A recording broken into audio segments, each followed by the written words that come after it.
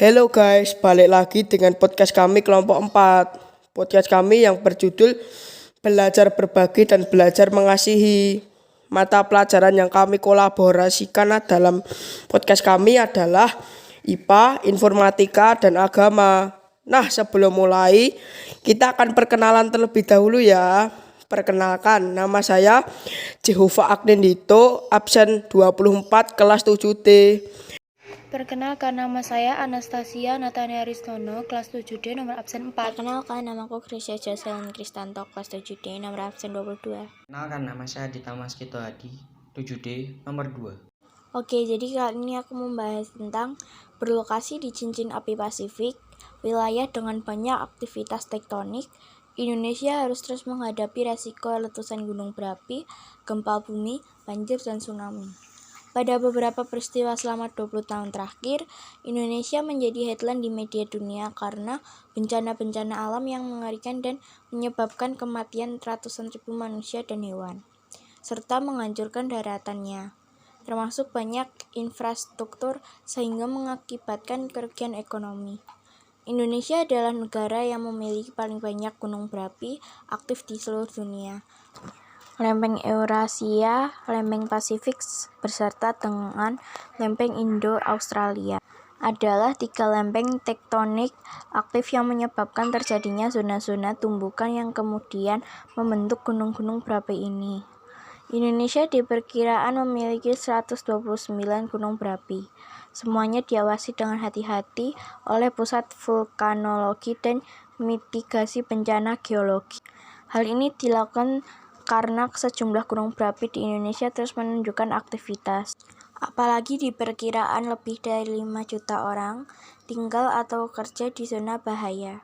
Sebuah gunung berapi yang harus segera dievakuasi kalau gunungnya menunjukkan aktivitas naik secara signifikan. Setidaknya ada 1 letusan gunung berapi yang signifikan di Indonesia setiap tahun. Namun biasanya hal ini tidak menyebabkan kerusakan yang besar bagi lingkungan atau menewaskan korban jiwa, karena gunung-gunung berapi yang paling aktif terletaknya biasa di tempat-tempat terpencil.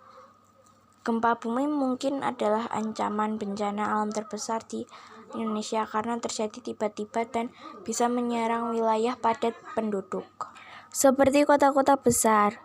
Gempa bumi dengan kekuatan sekitar 5 skala Richter terjadi hampir setiap hari di Indonesia, namun biasanya tidak menyebabkan atau hanya sedikit menyebabkan kerusakan.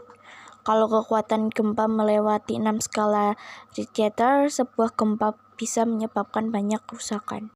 Rata-rata setiap tahunnya terjadi 1 gempa bumi dengan 6 skala Richter atau lebih di Indonesia dan menyebabkan jatuhnya korban jiwa dan kerusakan infrastruktur maupun lingkungan hidup. Bencana alam dapat memberikan efek yang besar terhadap kehidupan kita, bisa menghancurkan infrastruktur suatu. Upaya penanggulangan gempa bumi. 1. Menata perabot dengan baik. Letakkan benda-benda yang rawan pecah di bagian bawah dan menjauhkan pajangan berat seperti lukisan dan cermin dari tempat-tempat di mana orang duduk atau tidur. Menyiapkan tas siaga bencana. Siapkan tas siaga bencana yang berisi perlengkapan darurat seperti makanan, pakaian, dan kotak P3K. 2. Kenali tempat berlindung.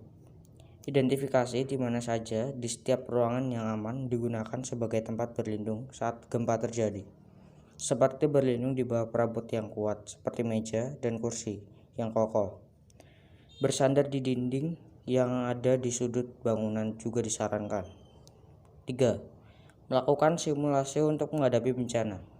Simulasi evakuasi sederhana di rumah, mulai dari cara berlindung di dalam rumah, melakukan evakuasi keluar ruangan, hingga belajar melakukan pertolongan pertama pada kecelakaan. 4. Menyimpan daftar nomor-nomor penting. Catat nomor-nomor penting seperti rumah sakit, ambulan, polisi, pemadam kebakaran, atau instansi pemerintah. Cara melindungi diri dari gempa. Selain menciptakan lingkungan rumah yang aman terhadap gempa, penting pula untuk mengetahui tentang cara melindungi diri dari gempa bumi. Di antaranya, 1. Mencari tempat yang aman. Jika terjadi gempa, cobalah untuk menunduk, berlindung, dan bertahan hingga guncangan berhenti. Ambil posisi jongkok atau tengkurap. Lindungi kepala dan leher dengan tangan. Secara perlahan, merangkaklah ke arah furnitur yang kokoh seperti meja, dan berlindunglah di bawahnya. 2. Memberikan kabar ke orang yang bisa diandalkan. Apabila terperangkap di dalam rumah atau bangunan lainnya, usahakan untuk memberikan kabar keberadaan kepada orang terdekat. Bisa mengirim pesan singkat ke orang yang dapat diandalkan, atau memberikan kode dengan memukul pipa atau dinding, atau meniup peluit agar regu penyelamat segera memberikan pertolongan dan mengevakuasi. 3. Menjauhi bangunan dan cari tempat terbuka. Jika gempa terjadi saat berada di luar rumah, carilah tempat terbuka dan jauhi bangunan, pohon, jembatan, jalan layang, atau kabel. Apabila berada di dalam kendaraan, menepi dan berlindunglah, tetap berada di tempat yang aman. Upaya penanggulangan tsunami. 1. Perlindungan garis pantai. Mulai dari menetapkan aturan akan pembangunan wilayah pantai, membangun tembok penahan atau pemecah air laut, menggunakan hutan mangrove atau pohon laut lainnya yang besar dan tidak mencemari laut. 2. Sistem peringatan dini. Sistem peringatan dini ini perlu dibangun untuk bisa menginfokan pada masyarakat bahwa ada masalah di laut dan menimbulkan potensi tsunami, yaitu dengan alat pendeteksi gempa. 3. Pendidikan mengenal tsunami. Pemahaman masyarakat tentang penyebab maupun tanda ataupun sifat tsunami bisa dilakukan dengan penyuluhan terhadap warga melalui pertemuan antar masyarakat, media elektronik, dan berbagi informasi di sekolah, sosialisasi, dan lainnya. 4. Satgas penanganan bencana. Satgas berperan penting dalam menangani masalah ketika bencana alam. Mereka yang tergabung di tim penanggulangan bencana alam memang benar-benar fokus dalam penyelamatan dan tidak memikirkan orang lain melainkan diri sendiri. Upaya penanggulangan gunung meletus. 1. Memahami fenomena gunung meletus. Peningkatan aktivitas gunung berapi biasanya diikuti dengan peningkatan status yang ditetapkan BPPTKG jika status sudah meningkat. Biasanya pemerintah menganjurkan agar masyarakat sekitar mengungsi. 2. Memahami himbauan dan cara menanggulangi gunung meletus dari pemerintah. Tidak panik dan tetap tenang. Selalu waspada dalam beraktivitas. Gunakan masker dan kacamata untuk antisipasi jika beraktivitas di luar ruangan. Pantau perkembangan aktivitas gunung berapi melalui sumber informasi terpercaya. Banyaknya bencana yang terjadi di Indonesia, seperti gempa bumi, tsunami, gunung meletus, atau bencana lainnya, membuat banyak perubahan dari segi aktivitas, mata pencaharian, dan tempat tinggal. Banyak di antara korban bencana tersebut yang akhirnya kehilangan tempat tinggal dan mata pencaharian mereka. Selain turut mendoakan masyarakat yang menjadi korban, kita juga bisa melakukan aksi untuk membantu mereka, di antaranya memberi donasi dana pangan. Hal ini dapat dilakukan seperti dengan penggalangan dana di jalanan, berdonasi pada pihak yang terpercaya. Bahan makanan sangat diperlukan untuk kebutuhan sehari-hari. Diperlukan juga relawan untuk membantu dalam bagian dapur umum, seperti memasak ataupun membantu menyiapkan makanan. Memberikan bantuan medis. Bantuan medis diperlukan untuk korban yang terluka. Contoh bantuan medis yang diperlukan yaitu obat-obatan, alat kesehatan, dan perawatan. Informasi yang akurat dan terpercaya sangat diperlukan agar tidak ada berita hoaks yang terjadi. Informasi juga dapat dijangkau dengan membuat web berita bencana, media sosial, dan lainnya. Dengan adanya informasi yang akurat, akan semakin banyak bantuan yang mengalir. Menjadi relawan di bidang psikolog, agama, dan edukasi. Setelah adanya kejadian bencana dan kehilangan kerabat, pasti korban banyak yang mengalami trauma, khawatir, dan takut.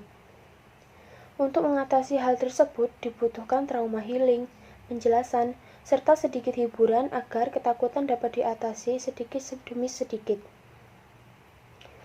Edukasi diperlukan untuk anak-anak, contoh sekolah darurat, dongeng, dan berbagi cerita yang menghibur.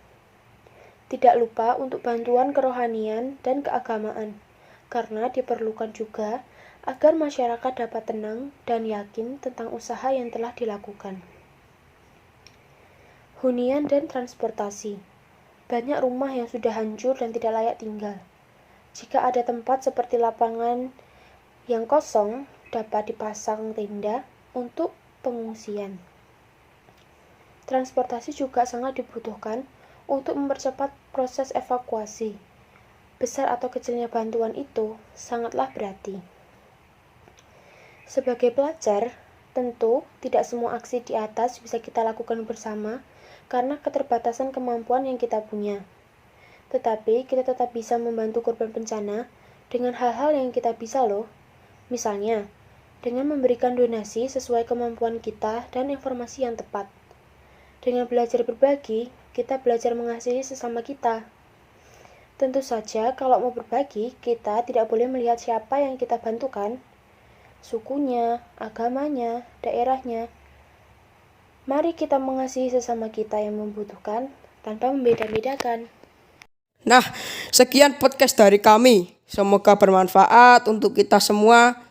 Tetap jaga kesehatan dan jaga diri agar kita terhindar dari bencana ya. Dan mari kita belajar untuk saling berbagi. Tuhan Yesus memberkati.